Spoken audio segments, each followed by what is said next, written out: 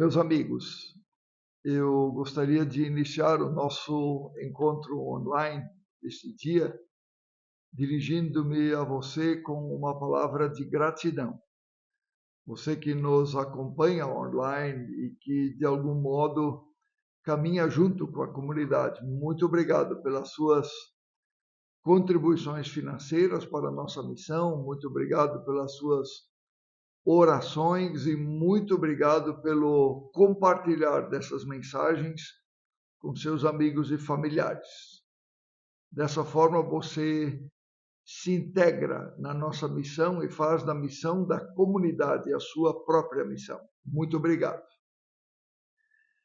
Recentemente aconteceu um debate público entre o presidente Lula e o pastor Silas Malafaia, onde o tema justamente era esse sobre o qual nós estamos falando. Quem é Deus? Quem sou eu? O presidente Lula disse: o Deus do pastor Silas Malafaia não é o meu Deus. O pastor Silas Malafaia não deixou por menos e, respondendo ao presidente, disse: ele tem razão. O Deus dele não é o meu Deus. O meu Deus é o Deus dos evangélicos. O Deus do presidente Lula é o diabo. Essas as palavras do pastor Silas Malafaia. Quente o debate, não é mesmo? A questão, meus amigos, é: quem é Deus? Onde está Deus? É sobre isso que nós estamos conversando nesta nossa série intitulada Deus no Meio. A mensagem da sabedoria da Bíblia é de que nós deveríamos ter muito cuidado ao falar de Deus. A experiência das mais de 150 pessoas que continuam firmes na leitura da Bíblia toda está sendo muito interessante, porque muitos de nós, junto com a leitura, estamos sentindo uma certa dose de inquietação. Estamos descobrindo uma faceta de Deus desconhecida ou esquecida da maioria das pessoas. O Antigo Testamento está nos apresentando a imagem de um Deus santo, de um Deus justo, um Deus com o qual não se brinca, um Deus que ama o pecador, sim, mas que não tolera o pecado. O povo de Deus do Antigo Testamento tinha tanto respeito e temor a Deus que eles não tinham nem coragem de pronunciar o nome de Deus, por isso apenas o chamavam de Senhor. A realidade mostra que nós temos uma grande facilidade em distorcer o nome de Deus e aquilo que ele faz. Usamos e abusamos do nome de Deus. Tomamos decisões e fazemos coisas, e para dar legitimidade dizemos que foi Deus. Temos muita dificuldade em perceber quem é Deus, o que ele está dizendo e, por consequência, temos dificuldade para confiar naquilo que ele fala. Na manhã de Páscoa, a primeira pessoa a ver Jesus ressuscitado foi uma mulher, Maria Madalena. Interessante, não é? E ela foi e levou a notícia da ressurreição de Jesus para os discípulos, mas eles, pasmem, não acreditaram.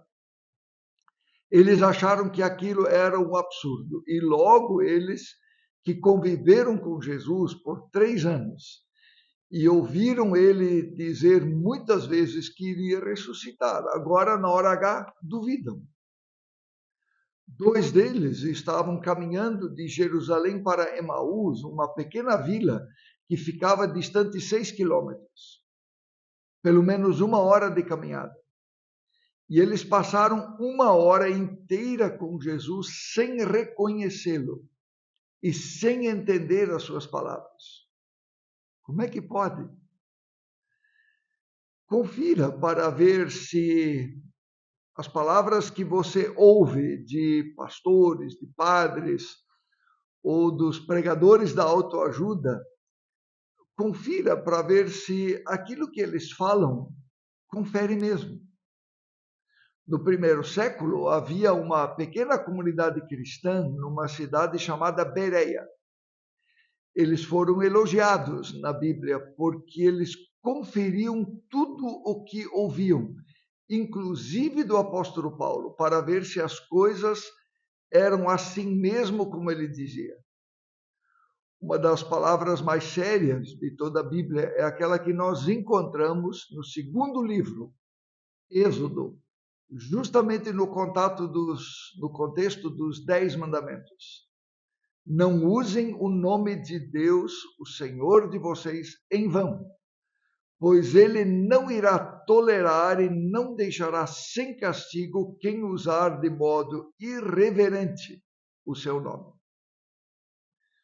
O filósofo existencialista Friedrich Nietzsche, que era ateu, apesar de ser filho de pastor, disse uma ocasião: o homem, em seu orgulho, criou Deus à sua imagem e semelhança. O ser humano cria para si a imagem do Deus que lhe agrada e no qual ele quer crer. Eu no centro e um Deus que me serve. Surge com muita força em nossos dias aquilo que nós chamamos de teologia coaching, que coloca o sucesso como medida da fé. Quem crer será bem-sucedido, quem crer vai ter sucesso, quem tem fé vai dar tudo certo, quem tem fé será o melhor, quem tem fé vai ficar rico, quem tem fé vai ser curado, e assim por diante.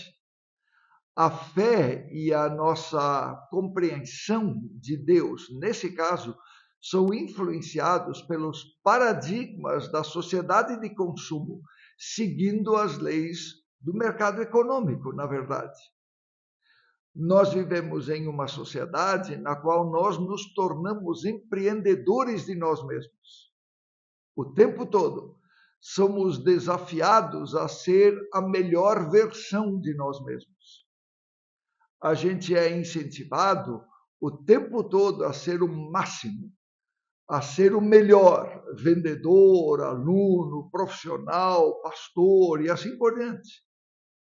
E o mercado que nos cerca está cheio de oportunistas nos dizendo que Deus faz parte desse jogo e que Deus está ocupado em fazer de nós pessoas bem-sucedidas, com sucesso profissional e financeiro. E quem não consegue é porque não teve fé suficiente. Meus amigos, isso aí é tomar o nome de Deus em vão. Isso é colocar o ser humano no centro e fazer de Deus o meu servidor. Daniel Martins de Barros é um psiquiatra e filósofo cristão. Recentemente, ele escreveu um livro chamado Viver é Melhor Sem Ter que Ser o Melhor. Olha o que ele disse numa entrevista, é muito interessante. Veja comigo. O cuidado com a saúde mental tem levado muita gente a repensar as prioridades. Buscar sempre o primeiro lugar pode cobrar um preço alto da qualidade de vida. Por isso, há quem defenda que está tudo bem em ser parte da maioria. É o que diz o psiquiatra Daniel de Barros no livro Viver é Melhor Sem Ter que Ser o Melhor. De fato, a gente vive num contexto que é distante da nossa natureza, né? Da nossa essência, porque isso é uma pressão de acúmulo de informação, acúmulo de bens, né? Compra, uma velocidade para a qual o nosso cérebro não foi preparado, um distanciamento da natureza, da conexão com a natureza, e essa pressão pela alta performance, por sempre ser o melhor, por sempre estar no topo, por sempre ser o vencedor, e só tem um vencedor e tanta gente competindo. Por que a única coisa que a gente valoriza é a minoria, né? É só um de tantos. Então, acho que esses valores, aquilo que a gente acha importante, está um pouco distorcido hoje em dia. E aí você vai resgatar nessa escola artística literária, né, do arcadismo, que prega, entre outras coisas, uma simplicidade de vida, uma proposta para enfrentar isso. Como funciona?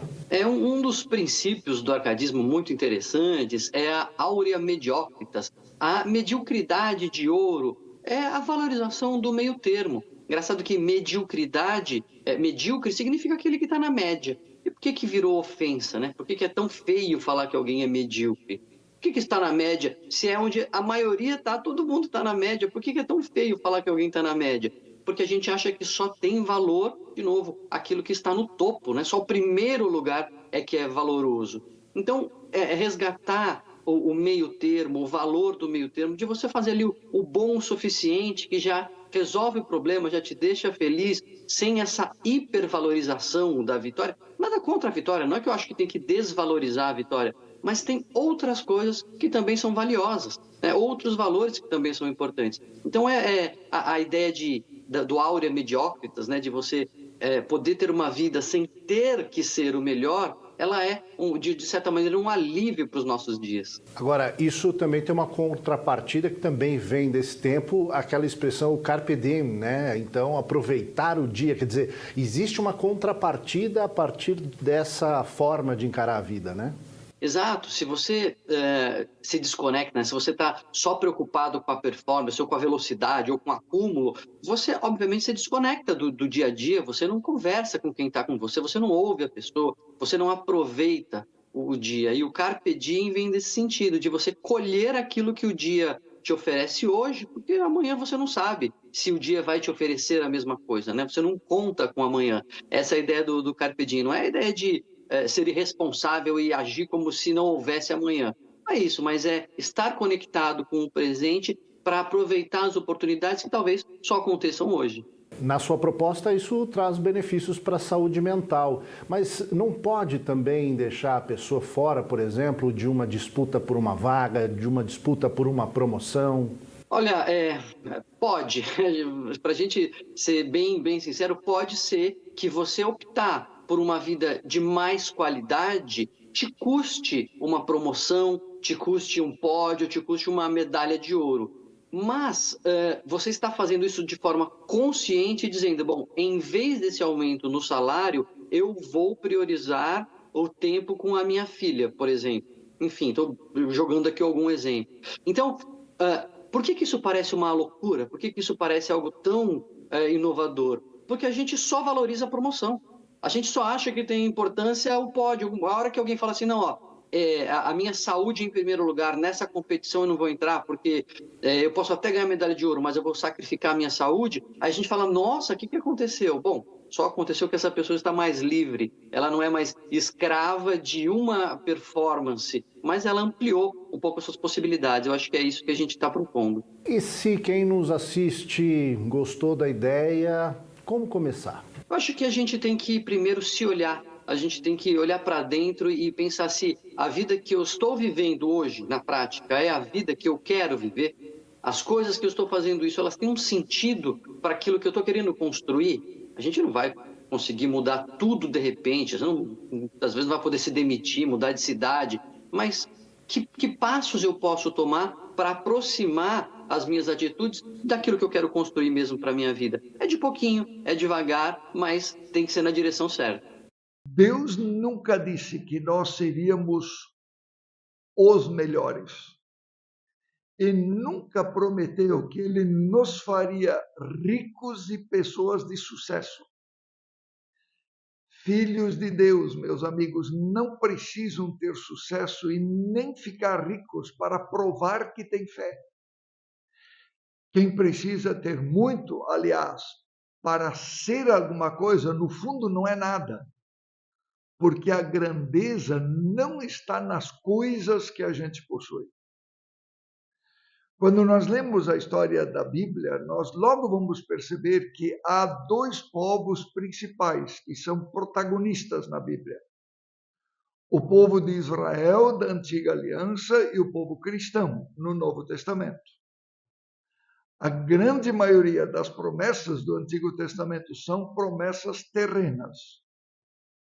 As promessas do Novo Testamento são, na sua ampla maioria, promessas celestiais. No Antigo Testamento, via de regra, a bênção de Deus resulta em terra, saúde, filhos, prosperidade, coisas terrenas. Mas no Novo Testamento é preciso perceber, a bênção é algo maior do que as coisas terrenas, muito maior. Na mensagem do Novo Testamento, nós podemos experimentar bênção de Deus na saúde, mas também na doença. Nós podemos experimentar a bênção de Deus na prosperidade, mas também na crise.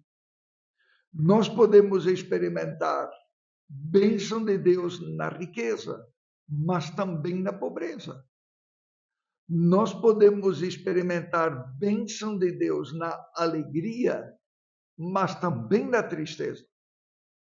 Paulo de Tarso, na carta aos Romanos, ele nos lembra que nessa vida, mesmo cristãos, podem passar por angústia, crise, dor, perseguição, tribulação, mas ainda assim serem mais do que vencedores. Mesmo que perdedores, vencedores. Este, aliás, é mais um dos paradoxos da fé cristã. A lógica do reino de Deus não segue a lógica do mercado consumista nem capitalista. A palavra de Deus tem um outro conceito de bênção, de sucesso, de vitória. É preciso ser, ou é possível ser vitorioso mesmo na derrota. Em larga escala, Deus está sendo usado em nossa sociedade para manipular pessoas.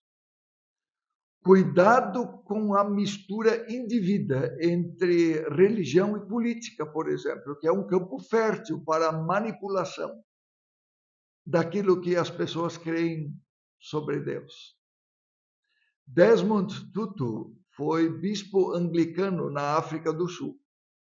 Ele conta o seguinte: quando os missionários europeus chegaram na África, eles tinham God, Deus. E os africanos tinham gold, ouro. E os colonizadores ensinaram os africanos a orar. E os africanos fecharam os olhos enquanto oravam. Quando os africanos terminaram de orar e abriram os olhos, os africanos tinham God. E os colonizadores europeus, gold. Interessante, não é? Não foi muito diferente o que aconteceu com os portugueses e os índios no Brasil. Ou em outros momentos da história, onde o nome de Deus foi usado para patrocinar e legitimar práticas absurdas que contrariam totalmente a vontade e a palavra de Deus. Mas é importante dizer, Deus não tem nada com isso. Por isso nós nos perguntamos o que a gente faz com isso. Como é que a gente faz para evitar que nós mesmos manipulemos o nome de Deus, tomando o nome de Deus que é santo em vão? Eu diria, leia a Bíblia todos os dias. Escute a Bíblia, escute a explicação da palavra de Deus.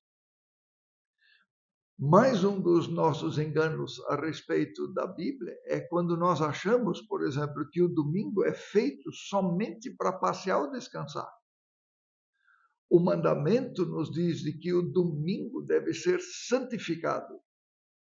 Por isso, separe o domingo para o encontro da sua comunidade.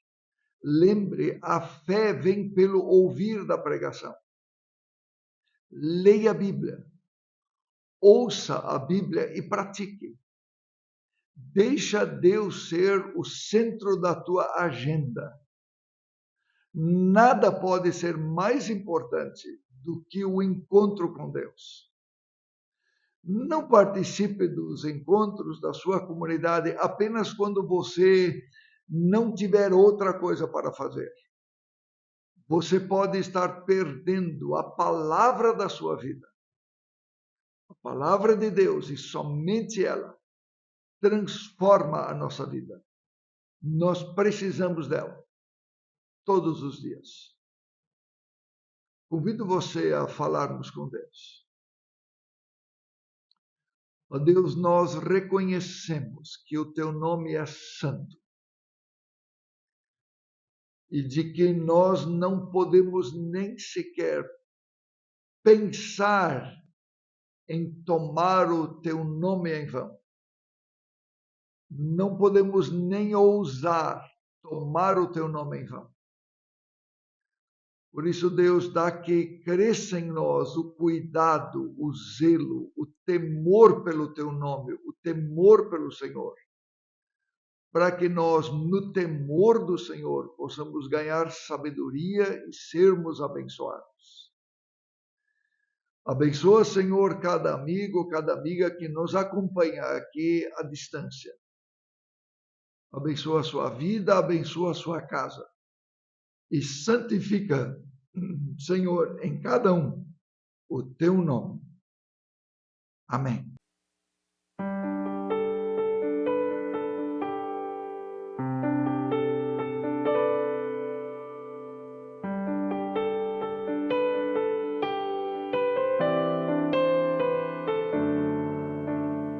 Que sejas meu universo. Quero dar-te só um pouco do meu tempo. Não quero dar-te um dia apenas da semana. Que sejas meu universo. Não quero dar-te as palavras como gotas. Quero que saiam dilúvio de bênçãos da minha boca. Que sejas meu universo,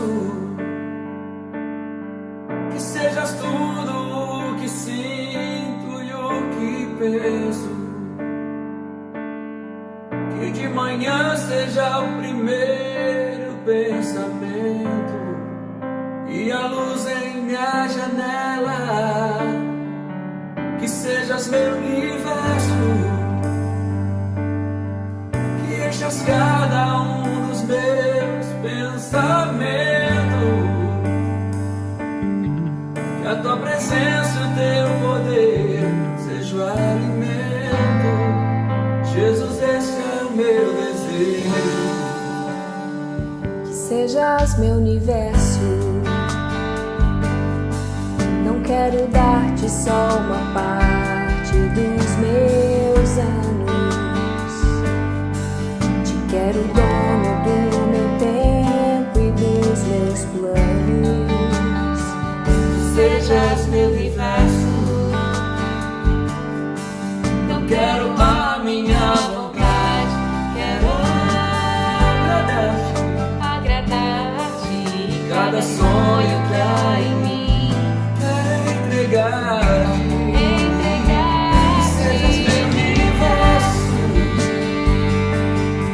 Que sejas